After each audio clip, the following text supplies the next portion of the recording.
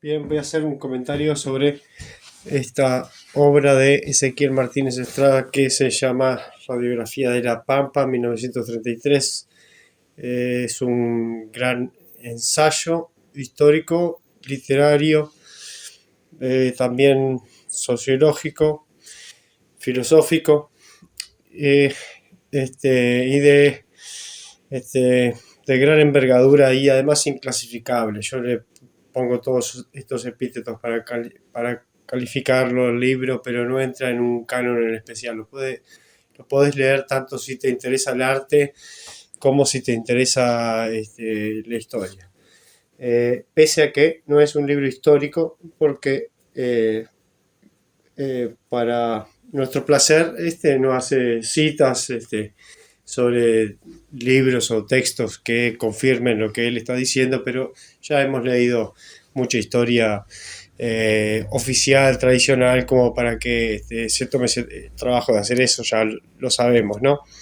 Ya sabemos más o menos de qué se trató la conquista de América, y es un libro que, bueno, se puede aplicar a toda la conquista de América, incluso a las partes de Estados Unidos en los que hay una morfología o puede hacerse una radiografía similar a la de La Pampa.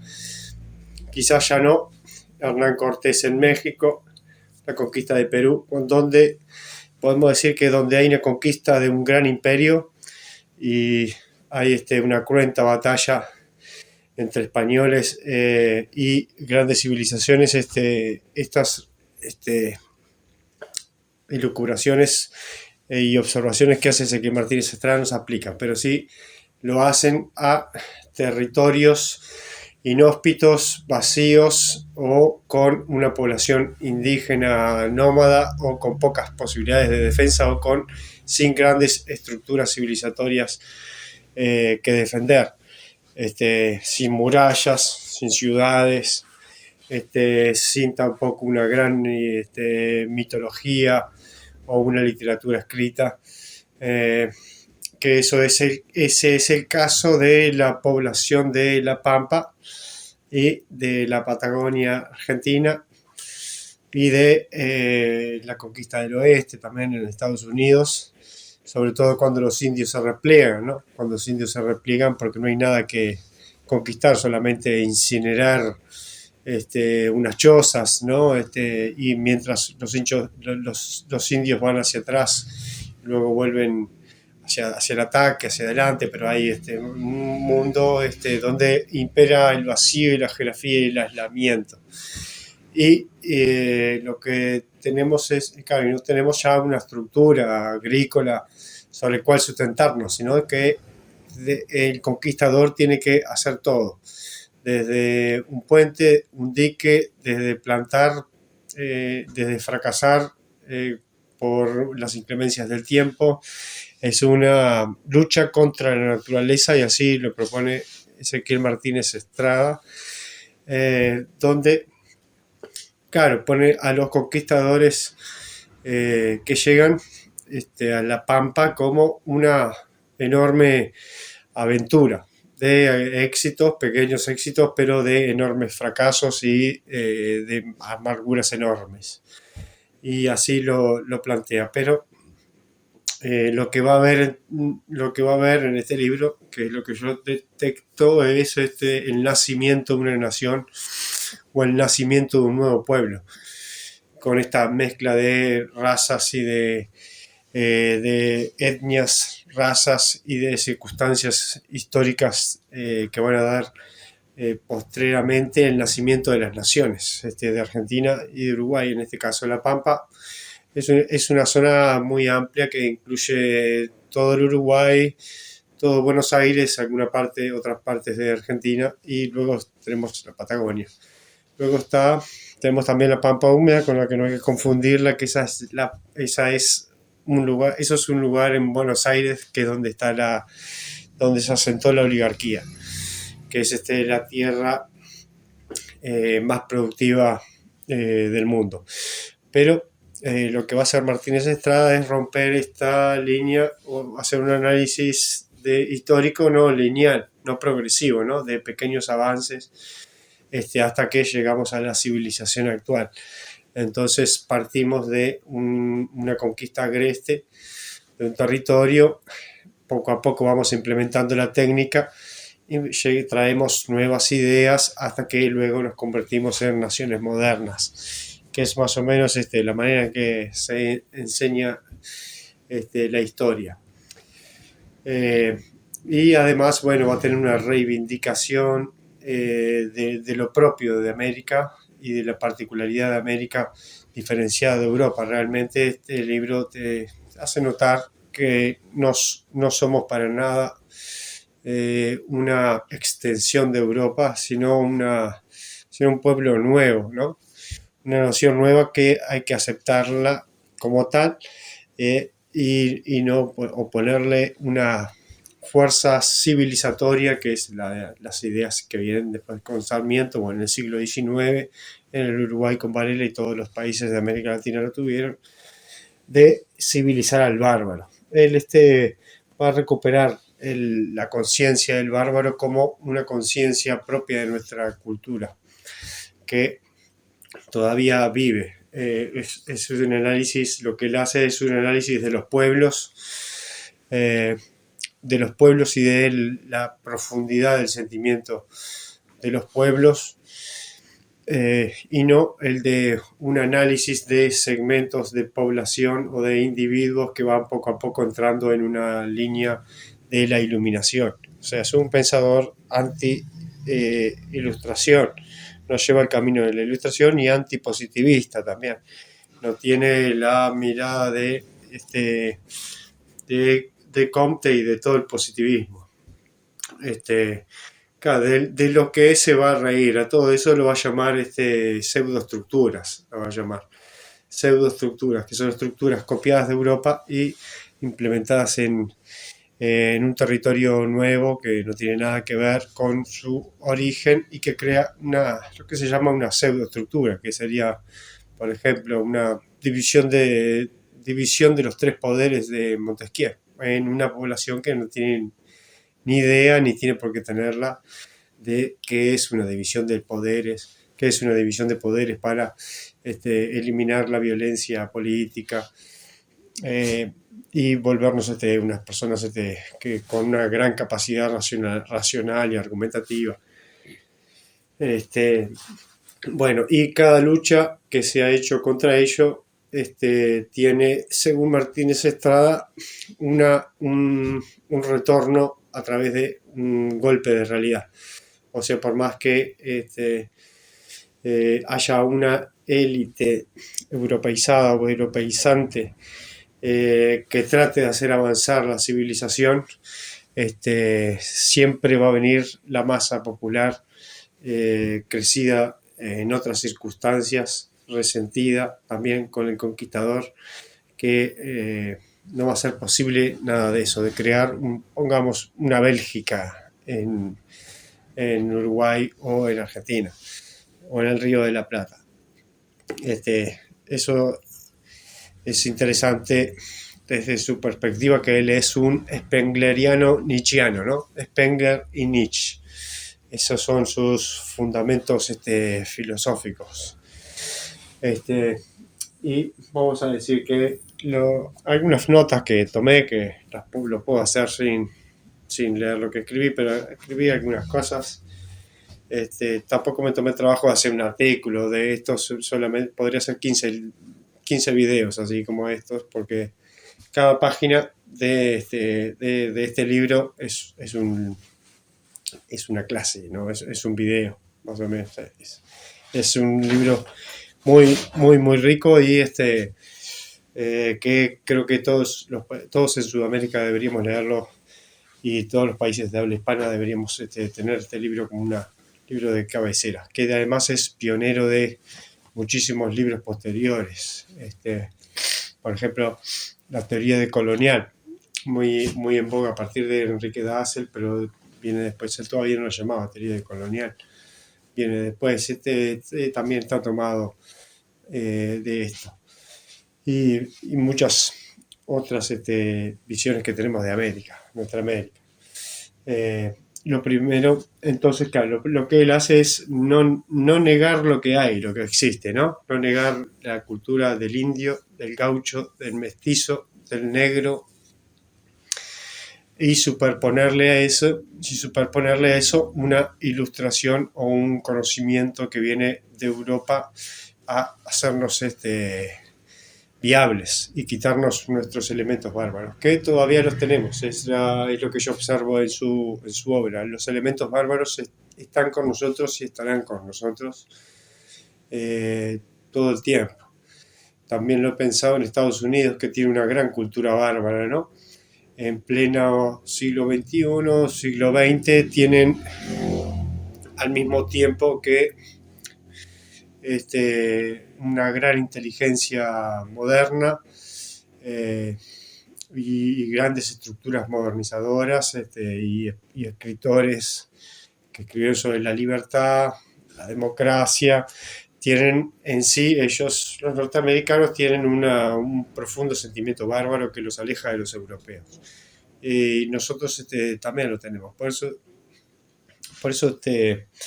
no hemos creado una democracia como a la usanza de Europa, porque no podría hacerse nunca, según la visión de Ezequiel Martínez Estrada. No podría hacerse porque es una cultura diferente.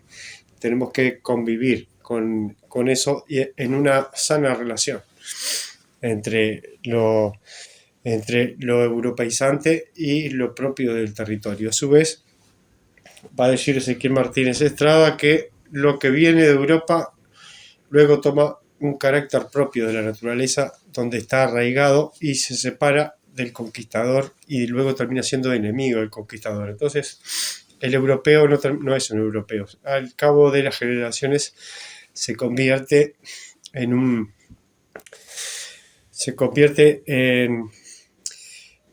nuevo integrante de un pueblo que no tiene parangón en la historia. Es único, es un pueblo único. Eso es lo que dice Spengler. Los pueblos son completamente únicos y no hay réplicas uno del otro.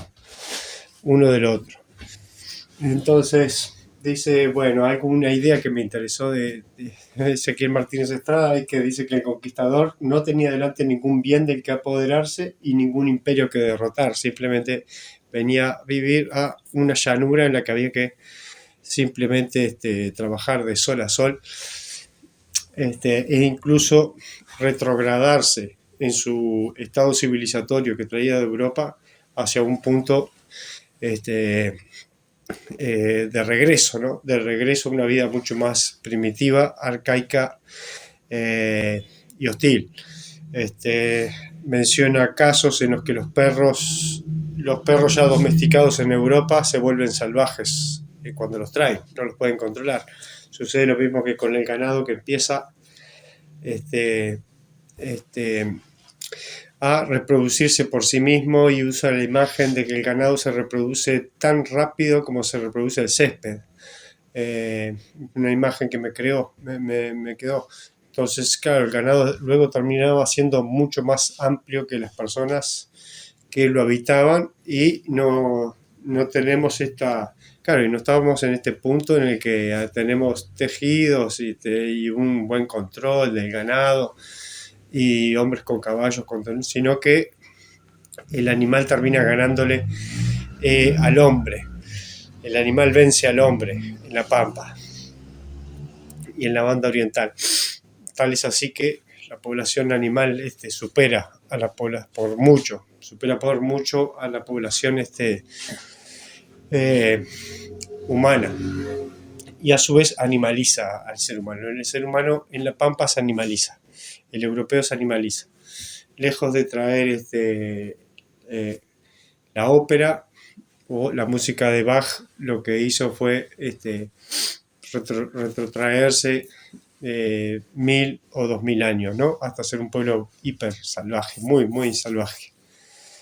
Y que es el carácter que nos da. O sea, luego esto hay que separarlo bien en el tiempo. A partir de 1860, cuando se forman los Estados-naciones, todo eso cambia y empiezan a venir esta inmigración italiana española, holandesa, ya a unas ciudades un poco más organizadas como Buenos Aires y Montevideo, La Plata. Pero antes de todo eso, que es lo que nos da el carácter de nuestra sociedad, este, porque claro, es lo más profundo de uno mismo, ¿no? Lo más lo que está más en el fondo de nuestra raíz popular. Y bueno, esto que yo he mencionado de Estados Unidos, de la barbarie, cómo se manifestaba en plena actualidad, también lo podemos ver cómo también esta barbarie se manifiesta en pleno Buenos Aires, una ciudad increíble, y también Montevideo, que fue una copia notable de Europa, pero la barbarie está continuamente entre nosotros, ¿no? Y negarla no nos hace bien, va a decir Ezequiel Martínez Estrada al final.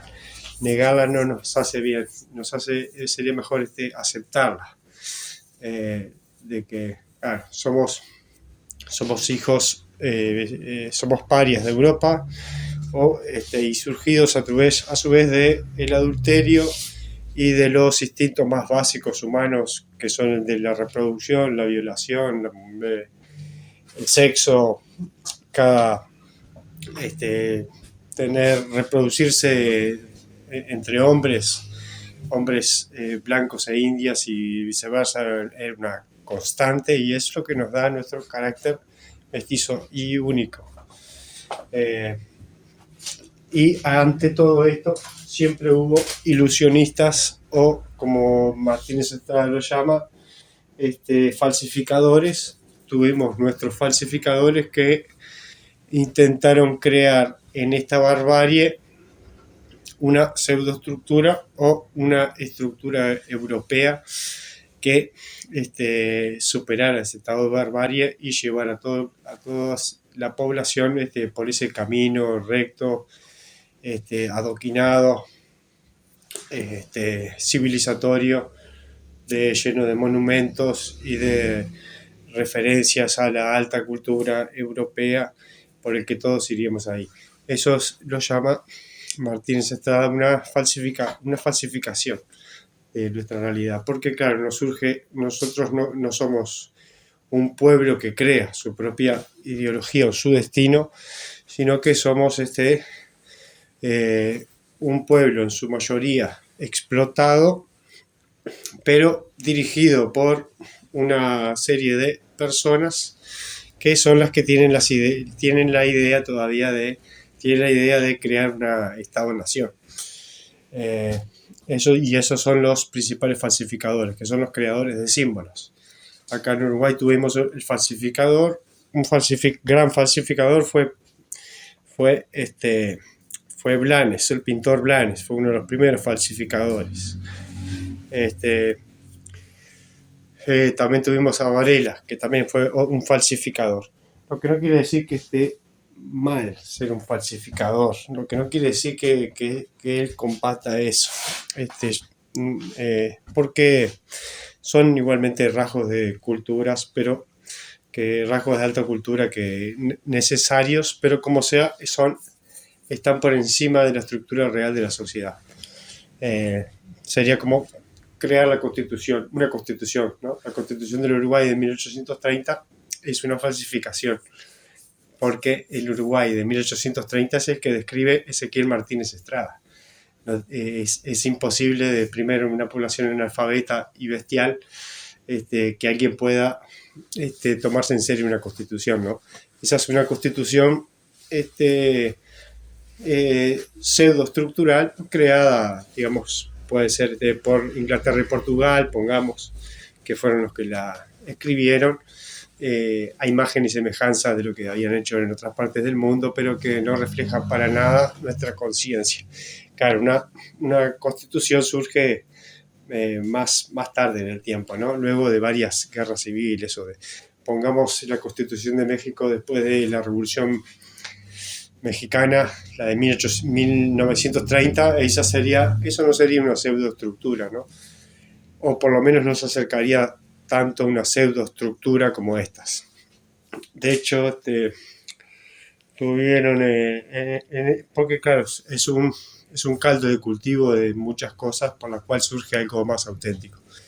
Lo que nosotros decimos 1830, nuestra constitución, ya es una cosa este, bastante falsificadora, muy falsificadora, que establece, ¿no?, la división de poderes, este, la soberanía de un pueblo cuando no había soberanía.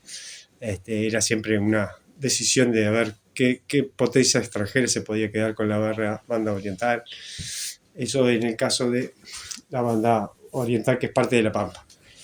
Después dice Martínez Estrada que el conquistador se vio solo ante las fuerzas de la geografía y la naturaleza y fue un dueño de tierras inhóspitas que solo lo acompañaron en una amarga y solitaria llanura, donde la única recompensa era el trabajo duro sin el consuelo de riqueza alguna. O sea, también habla que el conquistador vino con la promesa de encontrar oro, riqueza, de ser dueño de grandes tierras, de ser un duque, de obtener un título nobiliario, un duque, un príncipe de enormes y grandes extensiones, y algo que nunca sucedió, y se chocaron contra ese enorme fracaso y esa imposibilidad impuesta por las propias condiciones de vida en la que había. No, lo que tenías que hacer era trabajar todo el día y sobrevivir, pasar frío, y nada de tener un palacio, ni siervos, ni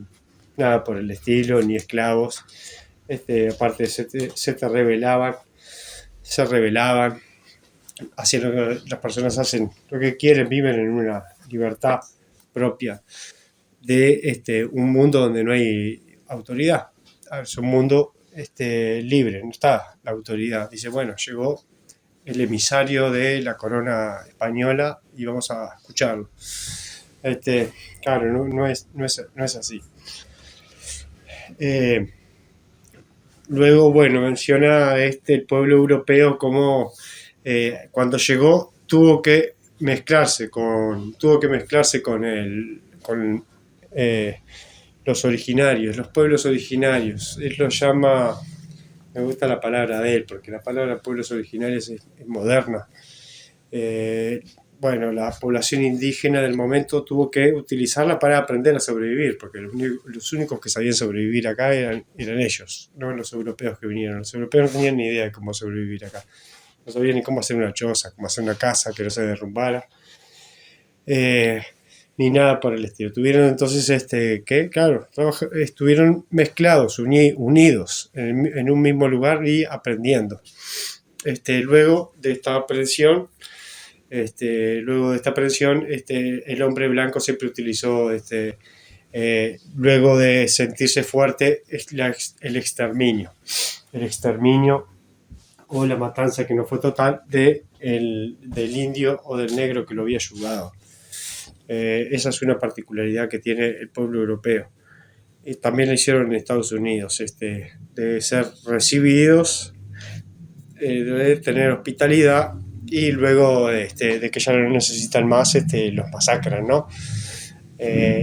Así que, bueno, eso también pasó acá, algo que de lo que no se escribe mucho en la historia oficial. Se supone que los europeos venían ya con una tecnología tan alta que te hacían una casa de bloques imposible de romper, bloques todavía no, pero una casa con una tecnología que acá no existía, que soportaba el viento, el frío, después la calefacción, leña, y que casi que no necesitabas de la persona que vivía acá, cuando en realidad sí. Sería algo así como ir a conquistar una parte donde viven esquimales. Nosotros no vamos a hacer nada, por más que tengamos pinturas de Rembrandt en casa, escribamos grandes obras literarias. Cuando lleguemos no somos nada, nos convertimos en animales, ¿no? Y esto es lo que va a hablar Martínez Estrada. Así que bueno, el trabajo duro sin consuelo de riqueza alguna. La riqueza es simplemente la supervivencia, ¿no? fue la supervivencia. Estamos entonces en épocas también de reconstrucción, de construcción nacional, del nacimiento de una nación. Todavía estamos muy lejos de una nación. Y después dice, yo escribí que la sociedad es un conjunto que se autodetermina en su propio movimiento y no un campo de trabajo donde pueda ser modificado con arreglo científico. No es, tenemos que, no, él no tiene la visión de que, y no tiene la visión ni es tampoco la visión que puede tener ningún escritor serio, de que tenemos una población a la cual podemos analizar, estudiar y arreglar y señalarle el buen camino por el conocimiento científico que el europeo había logrado, sino que es al revés. El hombre es una bestia y tiene que sustituir el conocimiento científico tonto que puede tener, insuficiente, aplicado solamente a un continente, a un territorio donde eso no se aplica. Entonces ahí lo que se supera es la teoría o la ciencia ya desarrollada en este territorio, que es en este caso de las poblaciones indígenas o las patrias madres, le dice. Les dice así, las patrias, buena, no me acuerdo la palabra que utilizaba. Bueno, así que tenemos entonces en Martínez Estrada una negación de la idea de progreso en sentido positivista, una historia lineal, no existe entonces una historia así lineal y tampoco marca que nosotros tengamos que ir una marca lineal de un punto A a un punto B, donde acá tenemos a Europa y acá tenemos un territorio bárbaro. No es esto lo que él supone, ¿no? Más bien en lo que él imagina es algo como más así. Y tampoco esto puede estar más abajo de esto. Solamente que hay que tener conciencia de que es un pueblo nuevo. Y bueno, lo que dice de Sarmiento, que es el primer falsificador, Sarmiento empezó a escribir de todo, ¿no? Matemática, cálculo matemático, suma, resta, división, historia, filosofía. Fue un gigante en ese sentido. Trató de ser un gigante porque no había nada de lo que partir. Había que crearlo todo, pero creó estructuras encima de la realidad. Entonces, dice Martínez Estrada, que lo que se construyó en esta zona fueron puentes, un puente construido por Sarmiento debajo de una realidad. Entonces lo único que hizo fue esconder la realidad. Pero llegado el momento, la realidad siempre surge y vuelve. Y eso es algo que nos puede estar pasando y que podemos tomar conciencia de que eso nos va a pasar en Perú, en Ecuador, en Paraguay, en Uruguay, en Argentina. Y si convivimos con eso es mejor. Luego afino este enfoque.